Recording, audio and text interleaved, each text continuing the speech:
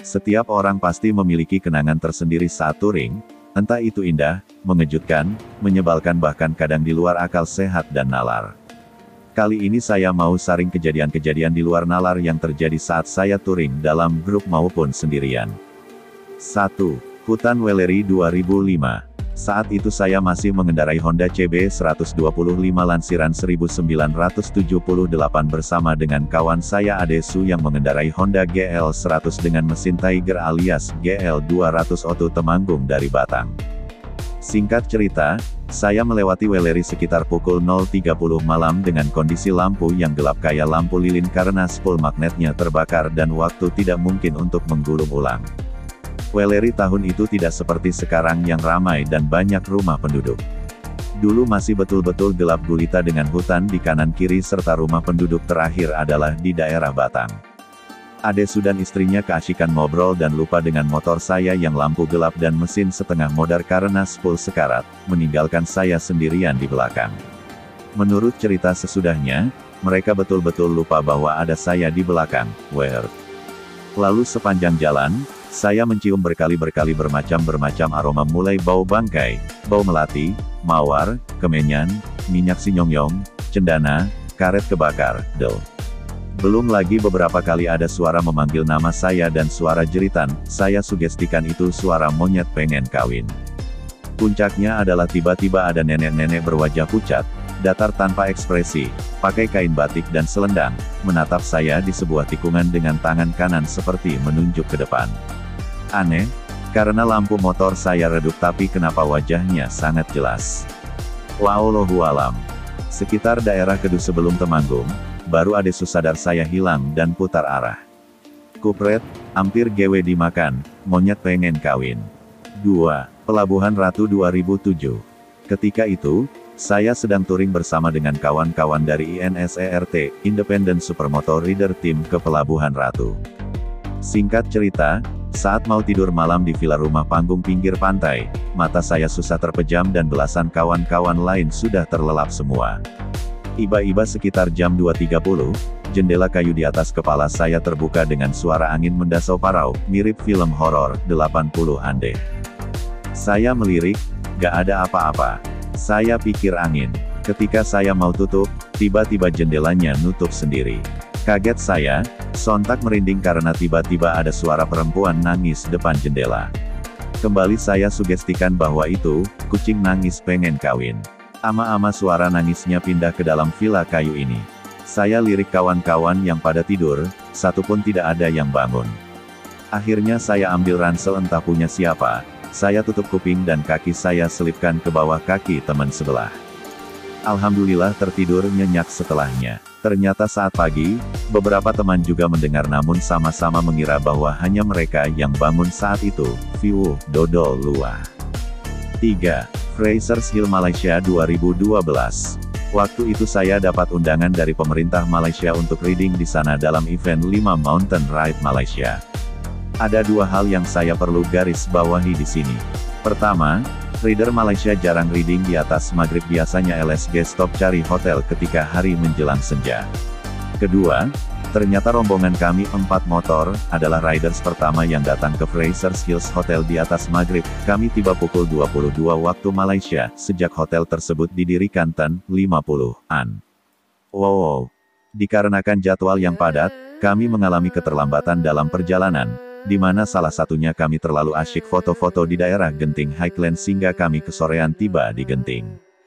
Kawan kami dari Malaysia, Sam dan Aki Anis sempat ragu untuk lanjut, namun karena saya dan Rial Hamzah nekat akhirnya jadi juga kami lanjut ke Frasers Hills, toh kita ada biasa riding malam kalau touring.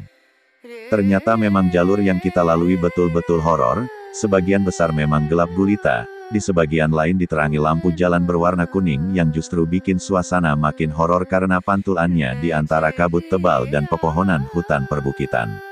Kalau yang sudah pernah riding via Bukit Barisan dan Hutan Liwa, nah kondisinya 11-12 alias mirip.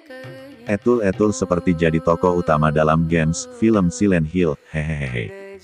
Kejadian misterius terjadi di sebuah lokasi, di mana saya bertemu sesosok perempuan berambut panjang berbaju daster kembang-kembang kalau tidak salah sedang duduk menyender di besi rail pembatas jalan dengan jurang, di bawah tiang lampu jalan, sambil menunduk dan menyisir, memainkan rambutnya.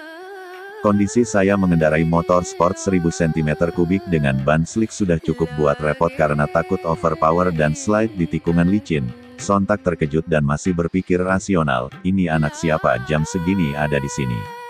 Ketika melewati, iseng saya lirik dari spion kiri, dan gadis tadi sudah tidak ada. Iba-iba di depan sudah tikungan tajam ke kiri dan terjadilah motor yang saya kendarai slide dan bodi kanan motor menghantam tebing tanah gembur. Saya bertahan utek tidak jatuh dengan buka gas dan ban pun sukses mendorong motor kembali ke aspal, dan Masya Allah tiba-tiba jalanan menikung kembali ke kanan dan kali ini jalanannya tanpa rail pembatas jalan, jadi terlihat jelas jurang di balik alang-alang pendek. Allah masih mencintai saya, karena motor Fazer ini seperti menurut saja saat saya tekuk ke kanan dengan bobot yang berat dan power motor yang besar. Alhamdulillah motor kembali normal dan saya buru-buru mengejar ketinggalan dari kawan-kawan di depan. Kebetulan motor mereka tipe-tipe adventure jadi tidak kesulitan bagi mereka untuk bermanuver di tikungan-tikungan pendek dan sempit serta meninggalkan saya jauh di belakang. Sekali lagi terjadi kejadian aneh. Di depan saya ada Rial dan Sam yang tiba-tiba menghindar ke kanan kiri serabutan. Saya dan di belakang saya ada Aki Anis yang mengendarai di Tracker 250 sempat bingung, kenapa ini orang dua. Ternyata setelah sampai hotel, mereka cerita tadi ada ranting besar yang terbang, catat, terbang, bukan jatuh menghampiri seperti kelelawar tapi itu berbentuk dahan pohon lengkap dengan daun-daunnya, sedangkan saya yang berjarak tanda kurang lebih 5-10 meter di belakang tidak melihat apapun. View 5, Hutan Liwa, 2012. Kejadiannya tidak langsung menimpa saya tapi nyaris merenggut nyawa saya. Ceritanya waktu itu Nusantaride mengadakan gathering di Danau Ranau, Sumatera Selatan. Singkat cerita, ratusan bikers bergerak menuju Danau Ranau dari kota Liwa melewati hutan pegunungan nan gelap, sepi dan sempit jalanannya. Rombongan mulai terbagi karena kondisi yang lelah setelah reading dari pagi sebelumnya. Oh ya waktu itu waktu menunjukkan sekitar pukul 23.30 waktu Indonesia Barat. Saya bergabung dalam grup reading sekitar 5-6 motor, dengan kondisi motor saya nomor 4 dari depan. Di sebuah lokasi, tiba-tiba motor paling depan rem mendadak lalu buang kiri, motor kedua juga sama, buang kanan, motor ketiga ngerem tapi kepalanya melihat ke atas. Saya pun bingung, lalu ikutan melihat ke atas ada apa sih. Masya Allah, kejadian lagi ketika mata kembali ke jalan, jalanan menikung tajam ke kanan dengan jurang menganga menunggu korban. Saya pun sontak melakukan engine brake dan braking. Motor slide dan saya drift dengan ban belakang terasa sekali keluar aspal dan sudah masuk ke tanah dan pinggir jurang. Alhamdulillah kelakuan, nakal, zaman masih reading supermoto skillnya terpakai tuntas di sini. Kawan yang reading di belakang pun cerita, bahwa pantat motor saya sudah di atas jurang saat itu. Singkat cerita kami sampai di resort di Danau Ranau, dan 3 kawan di depan saya baru bercerita. Kawan pertama tiba-tiba dihadang perempuan berambut panjang awut-awutan dengan muka pucat berdaster putih, tahu dong ini tante siapa, dia pun menghindar ke kiri namun konsen jet LSG belok kanan. Kawan kedua menghindar namun tetap si tante tertabrak dan jadi asap.